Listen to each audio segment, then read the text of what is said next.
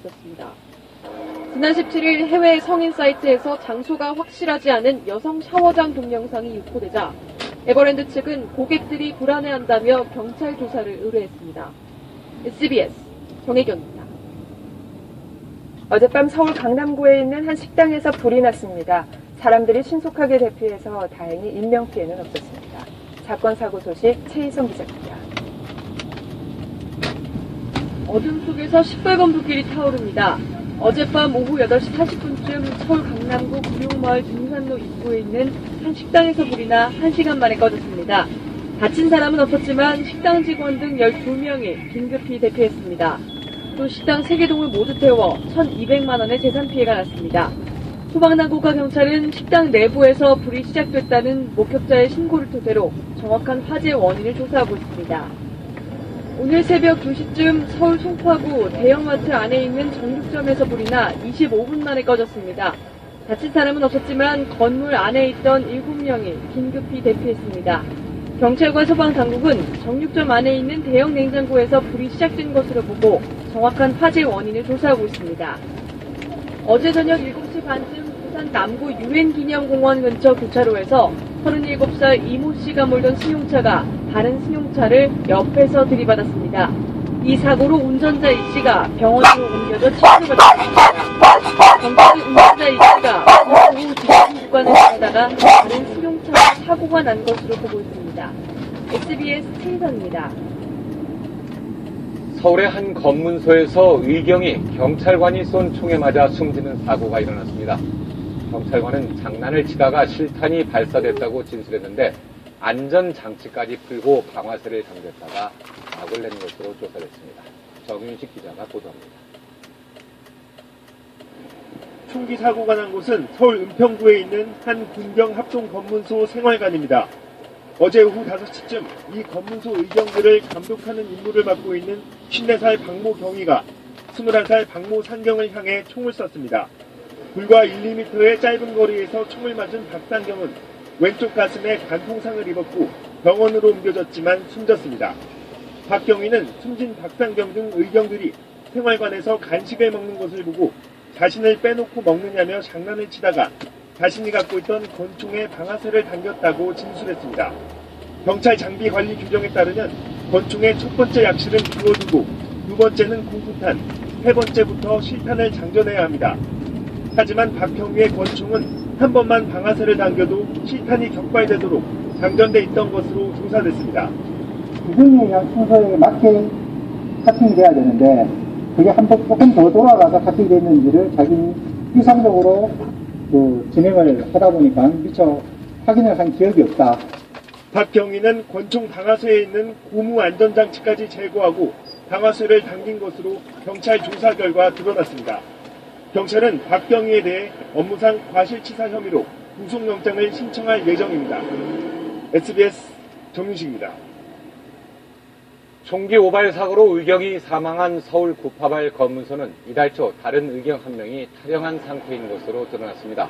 서울 은평경찰서에 따르면 구파발 검문소에 배치돼 근무 중이던 30살 최모 일경이 지난 3일 외박을 나간 뒤 아직 복귀하지 않고 있습니다. 최 일경은 2005년 10월에 입대해 이듬해 4월에 탈영했다가 9년 만인 올 3월에 검거돼 복무를 다시 하고 있었던 것으로 전해졌습니다. 보행자가 휴대전화 통화를 하며 빨간불에 횡단보도를 건너다가 교통사고를 당했다면 본인 책임이 100%라는 판결이 나왔습니다. 서울중앙지법 민상소 부부는 교통사고를 당한 최모 씨의 요양급여를 내준 국민건강보험공단이 사고 차량 운전자와 보험회사를 상대로 최 씨의 치료비를 달라며 낸 부상금 소송 항소심에서 원고 패소 판결했습니다.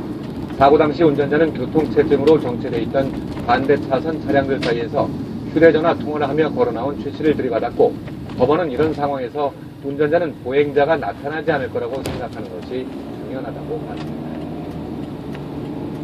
미국 공화당 대선 후보들의 소수민족 비판 발언이 이어지고 있습니다. 이번에는 제프시 전 플로리다 주지사가 아시아인들의 원정 출산을 비판했는데 역풍을 맞고 있습니다. 워싱턴에서 김우식 특파원입니다. 트럼프 후보가 멕시코 불법 이민자를 범죄자와 강간범으로 비하한 데 이어 이번엔 제프시 후보의 발언이 도마에 올랐습니다. 부시 후보는 태어난 아기에게 시민권을 주는 출생 시민권 제도를 중남미인들보다 아시아인들이 악용하고 있다고 말했습니다. And frankly, it's more related to Asian people coming into our country, having children, in that organized efforts, taking advantage. 부시 후보는 앞서 한 라디오 방송에서 앵커베이비란 단어를 쓰며 아시아인들의 원정 출산을 비난했습니다. 앵커베이비는 바다에 닻을 내리듯 미국에서 아이를 낳아 시민권을 얻게 부모의 정착을 돕는다는 뜻의 용어입니다. 미 언론은 아시아계 미국인들의 비난 여론을 전하고 있고 트럼프 후보는 아시아인들이 큰 상처를 받았을 것이라며 거들었습니다. 민주당 혼다 의원은 성명을 통해 이민자들에 대한 모욕이며 미국 민주주의의 근본을 거스르는 것이라고 직격탄을 날렸습니다. 공화당 내 경쟁이 심해지면서 보수 백인표를 잡기 위해 소수민족을 비판하는 일이 이어지지 않을까 우려되고 있습니다. 워싱턴에서 SBS 김우식입니다. 미국 유타주의 한 고속도로에서 경찰과 승용차 간의 광란의 추격전이 벌어졌습니다. 여성 운전자였는데 얼마나 힘이 셌던지 경찰관 5명이 달려들어 겨우 체포했습니다. 박병일 특파원입니다.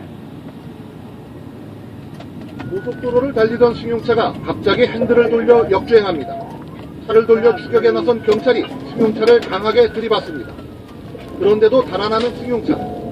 떨어져 나간 범퍼가 도로에 끌리는데도 경찰 추격을 따돌리려고 속도를 높입니다. 요리조리 고개 운전하며 달아나는 승용차. 경찰이 다시 한번 강하게 들이받자 승용차는 그대로 전복됩니다. 추격은 여기서 끝나지 않습니다. 다른 차를 훔쳐타고 도망치려는 운전자를 경찰이 길 가장자리로 끌고 나옵니다. 운전자는 여성이었습니다. 계속 바닥에 누워 저항하자 경찰이 쩔쩔맵니다. At that time, the trooper wrestled with her on the ground as well as another trooper, and eventually it took 5 troopers to bring her to some type of peace. 여러 경찰이 달려들어 간신히 체포한 여성은 병원에서도 직원 8명이 달려들어서야 겨우 진정시킬 수 있었습니다. 고속도로 역주행과 위협운전으로 경찰에 체포된 괴력의 이 여성은 마약을 복용한 상태였던 것으로 알려졌습니다. 로스앤젤레스에서 SBS 박병일입니다. 질병이나 사고로 치료를 받았을 때 실제 지출한 의료비를 보상해주는 보험 상품이 바로 실손의료보험이죠. 그런데 이 보험이 공짜로 성형수술을 받는 수단으로 악용되고 있습니다. 손승욱 기자가 취재했습니다. 45살 김모 씨는 최근 코와 쌍꺼풀 수술을 받았습니다. 이쁘던데 물은 이렇게 하니까 여자인데 그러더라고요. 돈 많이 그렇게 안 해. 그랬더니 야, 넌 돈 주고 누가 여기서 성형한 사람 누가 있나 그러더라고요. 수술비로 200만 원 가까이 나왔지만 모두 실손보험으로 처리했습니다. 이런 불법 행위가 성행하면서 전문 중개인까지 생겨났습니다.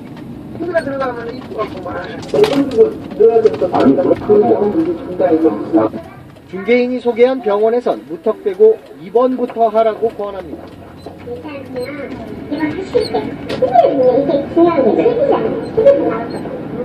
이 병원에선 성형수술을 받는 환자가 진짜 아파서 입원한 것처럼 허위 진단서까지 만들었습니다. 또 다른 병원, 아예 아픈 곳을 정해줍니다. 근데 그게 뭐 특별히가 괜찮아. 근데 통증은 괜찮아. 어디 목하고 어디 이렇게 연세가 질병 치료를 했다고 허위 진단서를 꾸민 뒤 마사지, 피부관리, 그리고 비만 치료를 해줍니다. 이런 방법으로 온 가족이 번갈아 마사지를 받기도 합니다. 병원과 보험 설계사, 가입자의 삐뚤어진 욕심이 신종보험 사기를 조장하고 있는 겁니다. 이처럼 보험 사기로 보험금 지출이 크게 늘면서 실손보험 가입자들의 자기 부담금이 해마다 10% 이상씩 급증하고 있습니다. SBS 손승욱입니다.